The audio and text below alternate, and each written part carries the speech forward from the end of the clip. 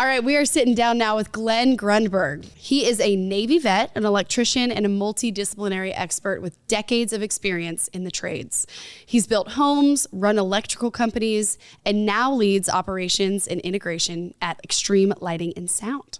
As a father and business partner to Austin, Glenn brings wisdom, systems thinking, and rock-solid reliability to everything he touches. Glenn, thank you for being on the Gigs podcast today. Thanks for having me. So excited we're going to get so into everything. I mean, you have a crazy career all over the place. Pretty varied. What is one of your proudest moments of being a part of Extreme Lighting and Sound? Oh, there's so many highlights, but the proudest moment is watching my son blossom into an entrepreneur and a businessman and just a rock solid human being. That's, my overarching accomplishment is, mentoring him. What a beautiful thing to work with your son too. Yeah, that's I've been self-employed my entire adult life, and one of the main reasons for that is so that I had the freedom to work with him and mentor him and be with him. Probably could have made a lot more money just working for somebody else. I certainly could have had a lot more freedom. Yeah. But everybody thinks you're free when you own a business, but the truth of the matter is you just have a lot more bosses. All your employees, all your clients, everybody's a boss, everybody's demanding your time. So what was your first boss then?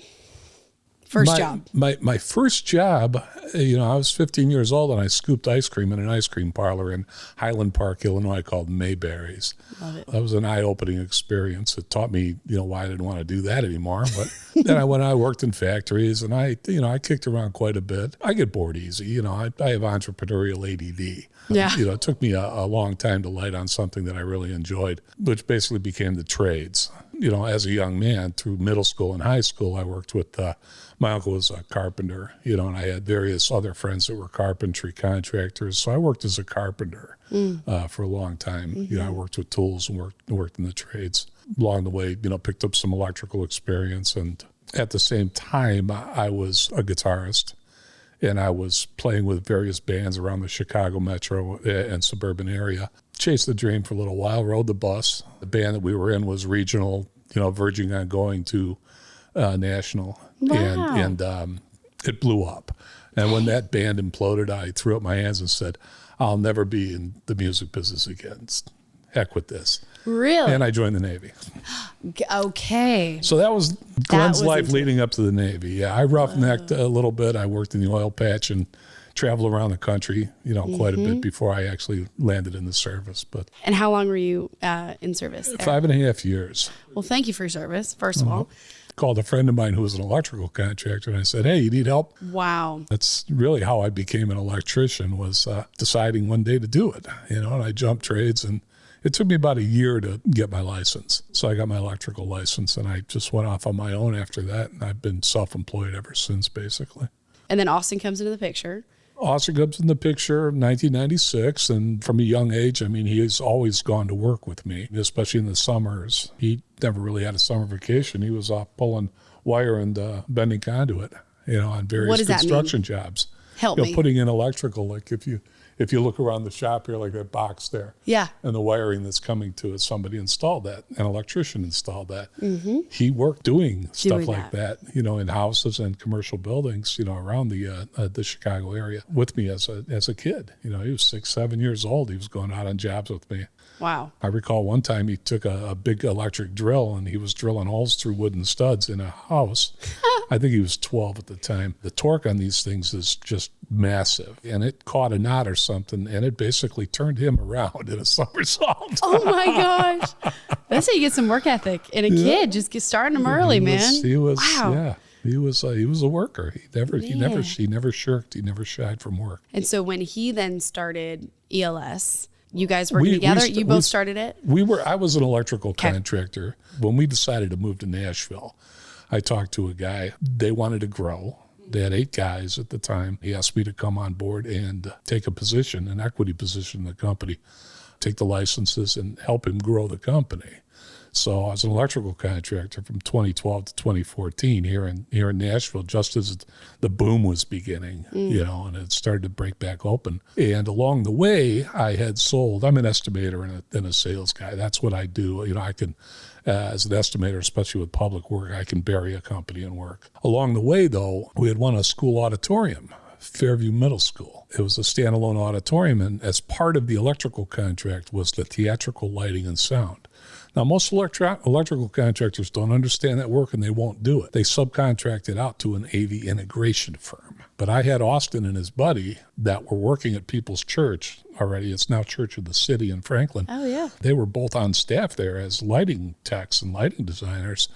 And I went to my partners. I said, why would we subcontract this out? Let's keep this money. We can have Austin show our guys how to do it or do it. And they're like, well, we really don't understand that. We don't want to do that. So I said, well, would you have any objection to me forming a little side company and subcontracting it to myself?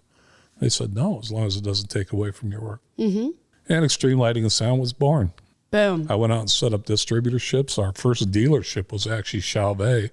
Opened us. I mean, we buy direct from every major manufacturer in the industry. Chauvet, JBL, Harman, all the lighting vendors, Elation, Professional, Roby, everybody. So we buy direct. So we're able to offer not only as resellers but integrators and buy for our own rental inventories. But I set up all those dealerships and told Austin, I said, well, we're in business. I said, we're going to go ahead and do this. Let's try it and see what happens. The first job he ever did, he was still in he was a junior in high school, and he was leading the crew and did the work at Fairview Middle School. And that was the first job. That was our first install and our first job as a contractor. So basically, if you walk into any building in Williamson County, a public building, you go to court and look at the TV on the wall in the courtroom, we put it in. I hope I don't go to court. I hope you don't too. Yeah. I hope I never see it. Go visit instead. I don't want charity. I don't want any of it. We've developed a reputation for excellence and for fairness. We're very ethical and we're very fair. So people keep coming back. So we must be doing something right. It's amazing. And so your title with ELS is? Well, I'm the CFO, COO, and I'm the co-owner, of course. Austin and I are partners. As this thing has grown over the past, how many years has it been now? 12 in January. Yeah. January 10th. Yeah. So as it's grown, what would have been the biggest changes you've seen in the company and then in your son in Austin? The biggest change in the company is we've developed a culture and a system of processes that we never had in the beginning. The beginning was just kind of, hey, let's just go Wild West. We've gotten a little more, we've got more formal and we've gotten a little more organized, completely outgrown our space. And we bought this building in 2017, I think, and we've just completely outgrown it. 9 pounds of stuff in a 7-pound bag, literally. We've had to get hyper organized and hyper focused on systems and processes. Great. Biggest change in my son, you asked? Oh, just his development as a businessman. I mean, most of the systems and processes and business culture changes come from him. Me, I'm a little bit more, seat of the pants. I'm not real good at delegating or managing people. Yeah. I'm real good at delegating or managing vendors. Yeah. That's basically what I do for the company is I manage vendors, I estimate, I purchase, handle the material procurement and things like that. And Austin handles the people and the clients. He's the client facing. And that's perfect. It works really well for us. Yeah. How do you define quality in your work? A refusal to compromise. We don't use any material that isn't, top quality, brand new, state-of-the-art stuff. We won't put in obsolete crap. We won't put in cheap imported crap. We are very particular about quality control, about making sure that our quality can stand up against anybody's. We try to model our integrations against world-class installations that we've seen, that we know of. We try to look at what other companies that are successful do, and we try to, mimic them, try to model ourselves after them.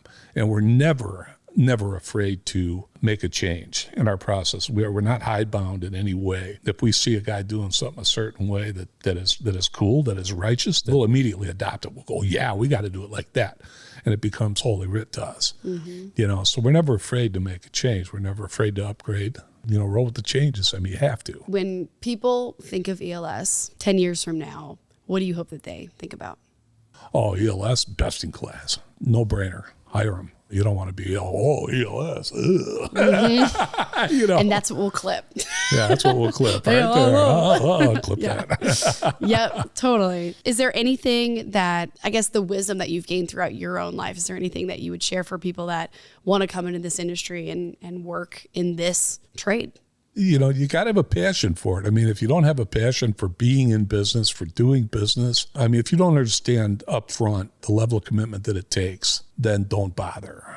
If you've got the fire, if you really want to be your own boss, if you want wealth or if you want recognition or if you want just glory, or, whatever you're looking for out of your entrepreneurial journey, be prepared for the downside. The flip side is 24/7 on call, 365 days a year.